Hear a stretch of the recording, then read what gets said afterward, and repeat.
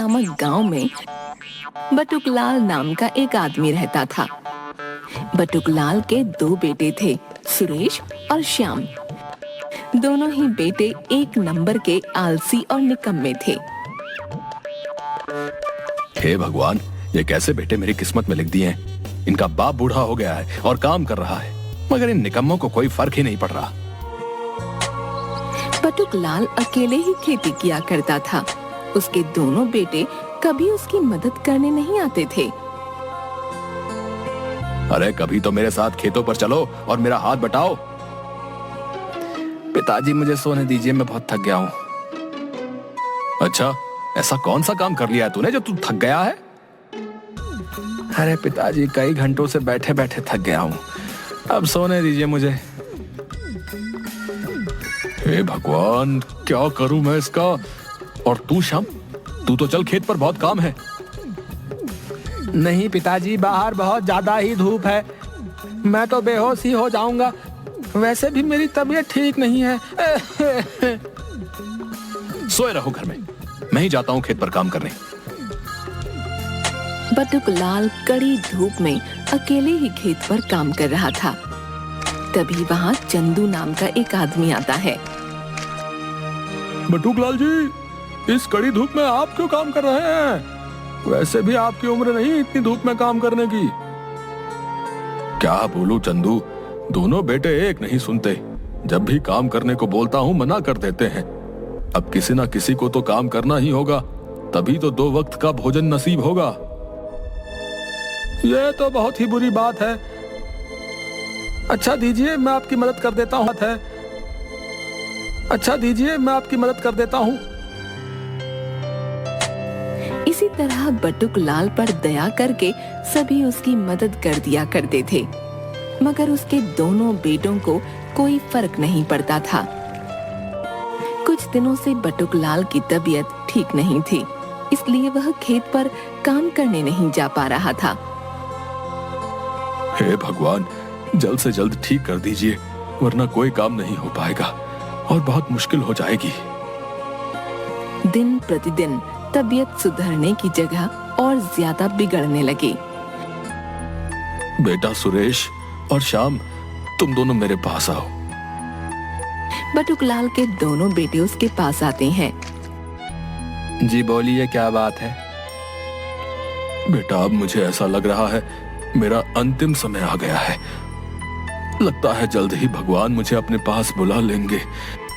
मैं बस तुम दोनों से इतना ही चाहता हूँ कि मेरे जाने के बाद तो कम से कम तुम दोनों अपनी जिम्मेदारी उठा लेना। अरे पिताजी, ये सब आप क्या कह रहे हैं? कुछ ही दिन में आप ठीक हो जाएंगे पिताजी।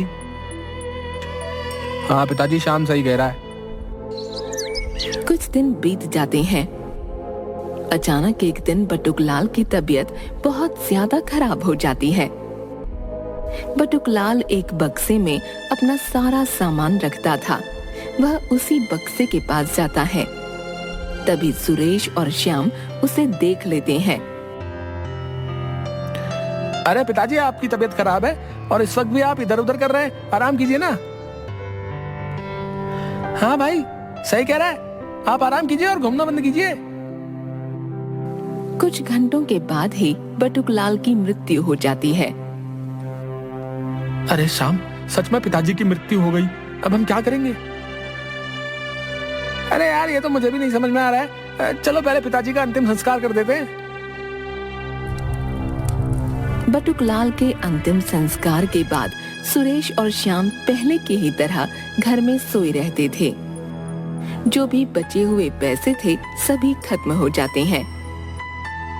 अरे श्याम, अब तो पैसे बचे नहीं, आगे हमारा काम कैसे चलेगा?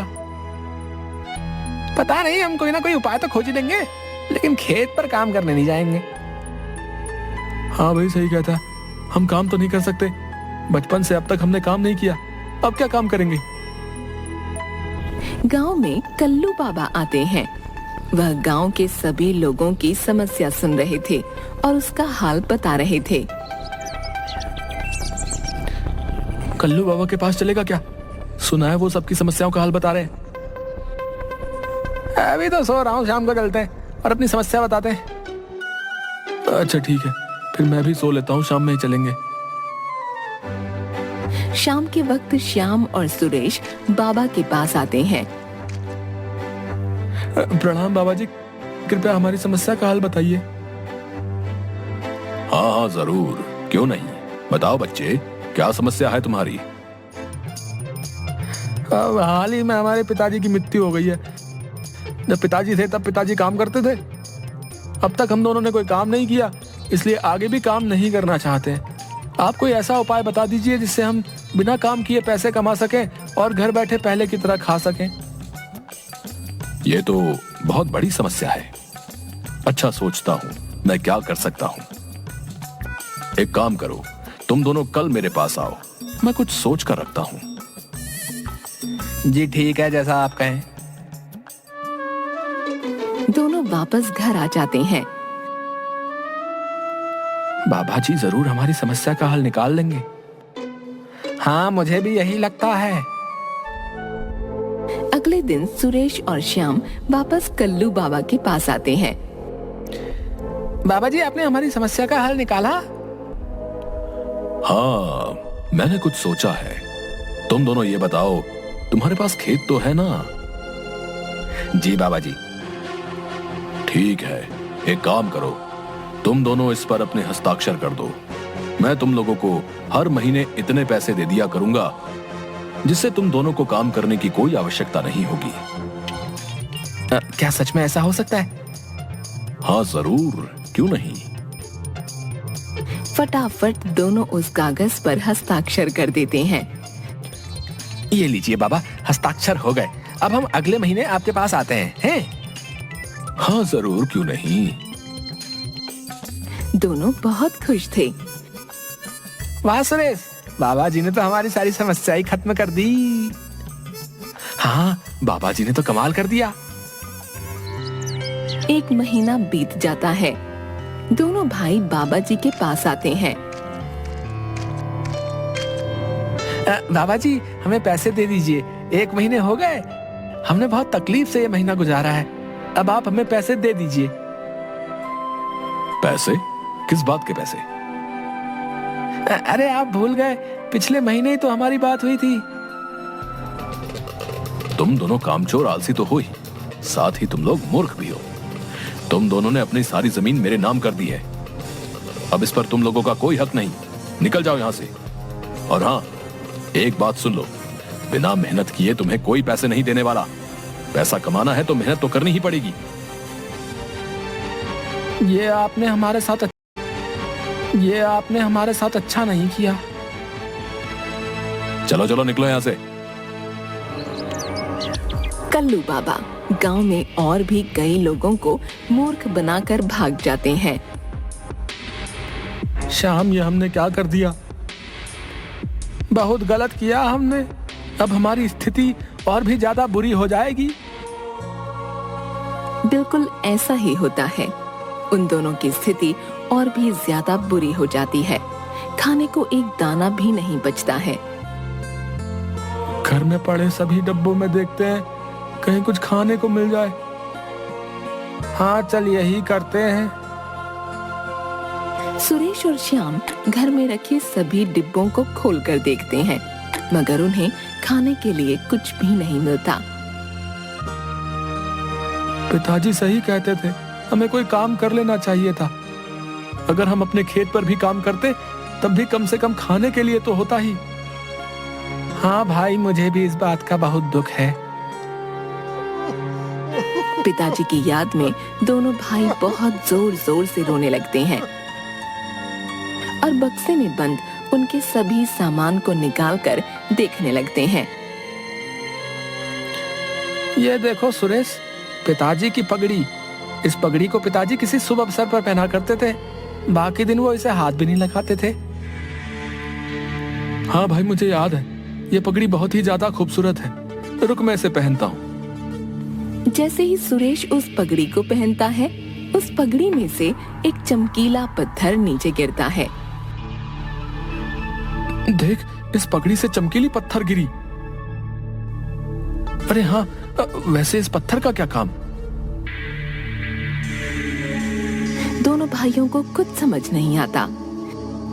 वह दोनों पिताजी के बक्से के सभी सामान को हटाने लगते हैं। तभी उन्हें एक चिट्ठी दिखती है। चिट्ठी पर लिखा था, बेटा, मैंने तुम दोनों से काम करवाने की बहुत कोशिश की, मगर तुम लोग कभी इस बात को नहीं समझ पाए। उम्मीद करता हूं जब तुम दोनों इस चिट्ठी को पढ़ रहे हो तब तक तुम लोगों को काम का महत्व समझ आ गया होगा। मेरी पगड़ी में एक चमकीला पत्थर है जो मेरे पिताजी ने मुझे दिया था। यह अनमोल पत्थर है। इस पत्थर की कीमत बहुत ही ज्यादा है। मेरे पिताजी ने कहा था जब भी मैं बहुत बड़ी मुसीबत में पड़ूं तो इसका इस्तेमाल करूं, मगर मेरी जिंदगी में मैंने कभी ऐसा मौका नहीं आने दिया जिससे मैं इसका इस्तेमाल करूं।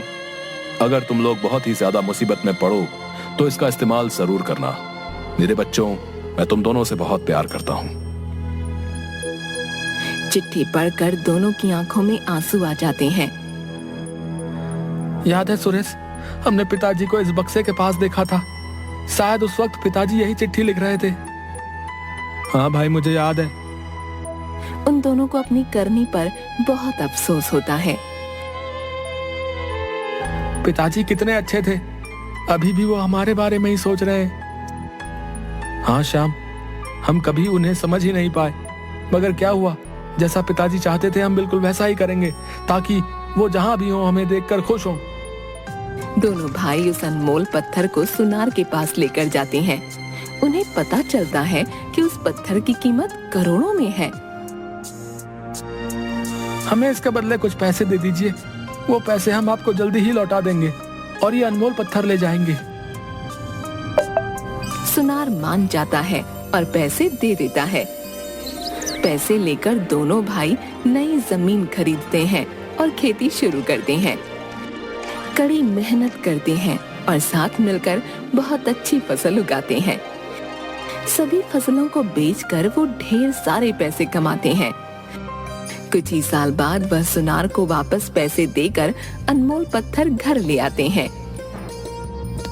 सुरेश, पिताजी जहां भी होंगे हमें देखकर बहुत खुश होंगे। हाँ भाई, सही कहता है। श्याम और सुरेश बहुत मेहनत करने लगते हैं और पैसे कमाने लगते हैं। साथ ही वह एक बड़ा घर भी बना लेते हैं। कल्लू बाबा को पुलिस पकड़ लेती है और जितने लोगों के साथ धोखा करके उस कल्लू बाबा ने धन कमाया था, वह धन गांव में सभी लोगों को वापस कर दिया जाता है और साथ ही श्याम और सुरेश को उनकी जमीन भी वापस कर दी जाती है।